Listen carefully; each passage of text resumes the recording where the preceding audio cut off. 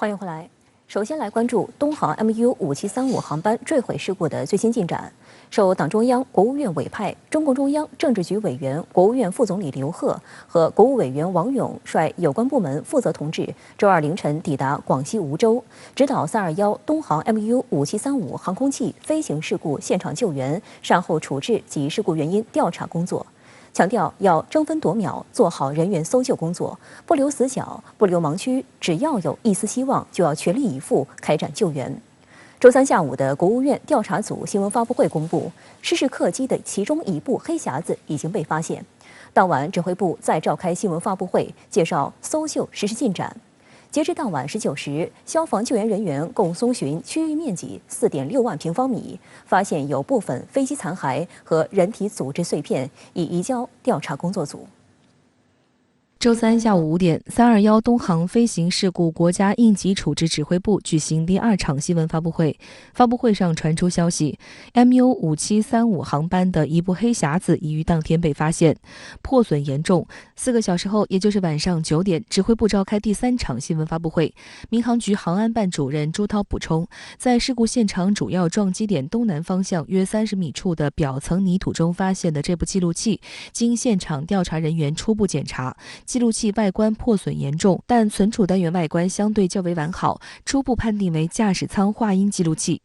目前，该黑匣子已被连夜送往北京的民航专业机构进行译码。记录器数据的下载和译码需要一定时间，如果内部存储单元出现损坏，则可能需要更长时间。本次事故的情形也是比较罕见，空管雷达的显示，飞机在巡航阶段突然下降高度，且下降率很大。目前调查组正在组织技术力量全力搜寻另一部记录器，计划今天下午已经动用了专业的物探设备，对事故现场地面以下的区域进行探测，同时将以主要撞击点为中心，扩大搜索半径，展开拉网式搜寻，全力寻找另一部记录器，推进调查进度。黑匣子及飞行信息记录系统是判断飞行事故原因最重要也是最直接的证据。飞行开始后，它就不间断地记录着驾驶舱、客舱内的各种声音以及飞行数据。一旦飞机失事，黑匣子就成为最直接的事故分析依据。这也是空难事故发生后，哪怕飞机坠海，各国搜救人员不惜一切代价全力寻获黑匣子的原因。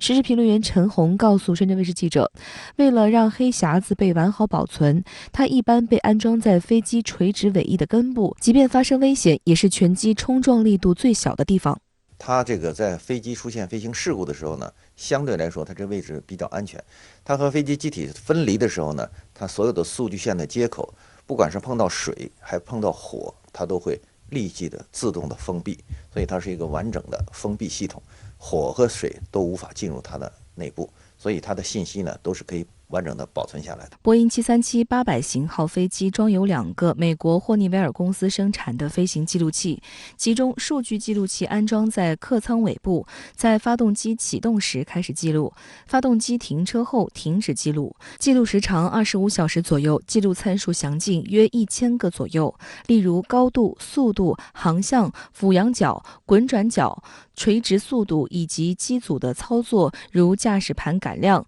油门等重要参数。另一个是驾驶舱话音记录器，安装在货舱尾部，在飞机通电时开始记录，断电后停止记录，可以记录4个通道声音，分别为机长的通道、副驾驶通道、备用通道、环境声音通道，记录时长大约2到3小时左右。这2个记录器外表面都是橘黄色，颜色非常醒目，便于搜寻发现，且可以抵抗高过载冲击撞击、耐高温、耐海水浸泡等特性，不易损毁，可以在事故发生后帮助分析飞机状态、机组操作情况以及在驾驶舱面临的情况。民航事故调查中心主任毛延峰表示，飞机失事时，航路上天气适航，无危险天气。根据机组与空管单位地空通话记录，该机自昆明起飞，一直到航路上突然下降高度之前，机组与空管单位均保持正常的通信联系。关于飞机维修适航和飞行机组方面的情况，东航云南有限公司董事长、党委书记孙世英表示，失事飞机是2015年6月22号引进。飞机维修一直严格按照维修技术方案实施，技术状况稳定正常。起飞前，飞机符合维修放行标准和适航要求，正常放行。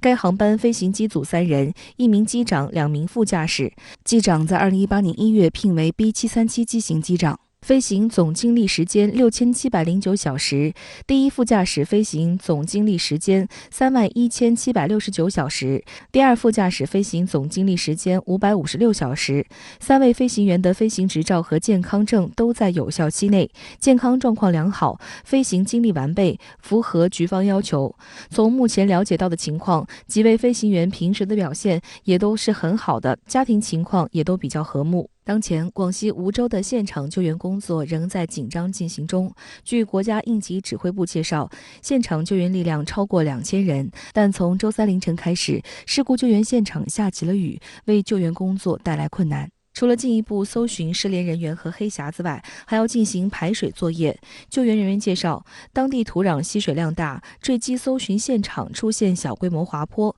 为现场救援增加不确定性。搜寻工作在白天曾一度暂停。我们可以看到，现在整条道路呢已经是变得非常的泥泞，其中呢在道路的两旁部分路段呢，还是出现了这个山体滑坡的现象。有一棵大树，现在呢是被连根拔起，悬在这个空中。那另外呢，还有这个泥土啊，也是顺着这个雨水啊，是滑落到了这个道路上。工作人员呢是立即紧急清理了这个现场，把这个泥土啊是清理到了道路的两旁，那这样的话也是方便咱们的这个救援车辆和人员进入到这个现场来。现场还公布了一张卫星影像图，展示了事故现场前后对比。通过这2张图的对比，我们能够很清楚地看到事故发生前后事故现场的一个变化。我们先从左边这张图看起，顺着这条小道就是我们救援人员徒步进入核心现场的这条道。我们可以看到呢，事故发生之前，整个现场是一个有茂密的植被覆盖的一个区域，一个局面。然后呢，2个山坡中间呢夹杂的这条山坳，也是呢植被比较茂密。然后我们再看来我右边这张图，现在这个山坳部分的植被已经被破坏殆尽了。然后在这个山坳的北侧，我们看到了一片焦黑的区域，这个区域呢，应该就是当时这个事故发生之后，现场出现了一个这个山火燃烧的过火的一个区域。